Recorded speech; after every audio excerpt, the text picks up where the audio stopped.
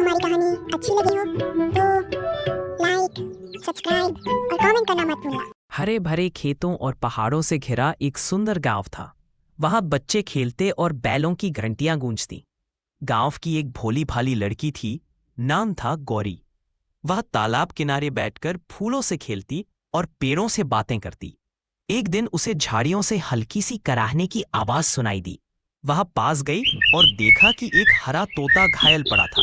उसके पंख से खून बह रहा था। गौरी ने दया से तोते को अपनी हथेलियों में उठाया और अपने घर ले गई। उसने हल्दी और पत्तियों से उसके घाव का इलाज किया और उसे बाजरे के दाने खिलाए। कुछ दिनों बाद तोता धीरे धीरे ठीक होने लगा। अचानक उसने कहा, धन्यवाद गौरी। गौरी चौंक गई और मुस्कुराई। तुम बोल सकते हो? कभी से गौरी और तोते की गहरी दोस्ती हो गई। गांव के बच्चे और बुजुर्ग भी उनकी दोस्ती देखकर हैरान थे और बहुत खुश थे।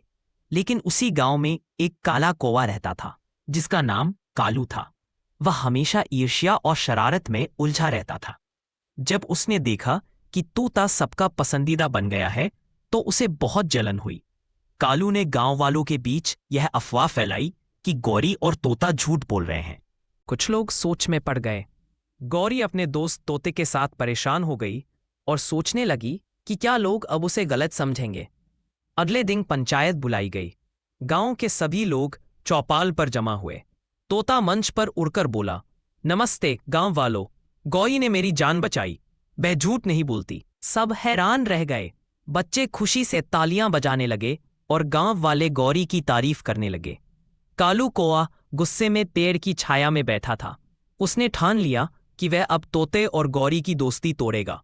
कालू ने तोते से कहा कि पास के जंगल में एक सोने का पेड़ है, जिसके फल सोने जैसे चमकते हैं, और उसे गौरी को वहां ले जाना चाहिए। भोला तोता विश्वास कर गया और गौरी के साथ जंगल की ओर चल पड़ा। गौरी भी अपने दोस्त पर भरोसा करके चली। जब वे जंगल की गहराई में पहुंचे, कालू अचानक जोर से बोला, अब तुम फंसा गए। गौरी डर गई, लेकिन तोता गुस्से में बोला, कालू, यह विश्वासघात क्यों? गौरी ने आंखें बंद कर भगवान से प्रार्थना की।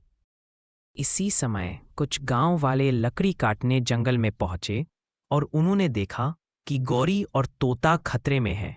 वे दौड़कर आए और दोनों को बचाया। कालू घबराकर उड़ने लगा, लेकिन एक शिकारी ने जाल फेंककर उसे पकड़ लिया। गांव की पंचायत में कालू को लाया गया। गांव वाले गुस्से से चिल्लाने लगे कि इसे सजा दी जाए, लेकिन गौरी ने हाथ उठाकर कहा, नहीं, इसे माफ कर दो। तोते ने भी कहा, दोस्ती का मतलब माफ करना भी है। कालू आंसू बहाकर बोला, मैं अब कभी ईर्ष्या नहीं करूंगा।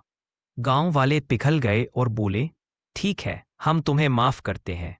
उस दिन से तोता, गौरी और कालू कौवा तीनों दोस्त बन गए। वे हर दिन तालाब के किनारे बैठते, खेलते, बातें करते और बच्चों को मजेदार कहानियां सुनाते।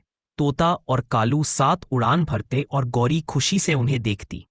गांव वाले भी उनकी मित्रता देखकर खुश रहते। गांव में हर कोई ये जान गया कि सच्ची दोस्ती दुश्मनों को भी मित्र बना देती है। इस कहानी से यह शिक्षा मिलती है कि ईर्ष्या और जलन केवल नुकसान करती है, लेकिन सच्ची दोस्ती हर कठिनाई को पार कर सकती है। माफ करना और माफी मांगना दोस्ती और जीवन का सबसे बड़ा तरीका। अगर आपको हमारी कहानी अच्छी लगी हो तो लाइक, सब्सक्राइब और कमेंट करना मत भूलना। अगर आपको हमारी कहानी अच्छी लगी हो तो लाइक, सब्सक्राइब और कमेंट करना मत भूलना।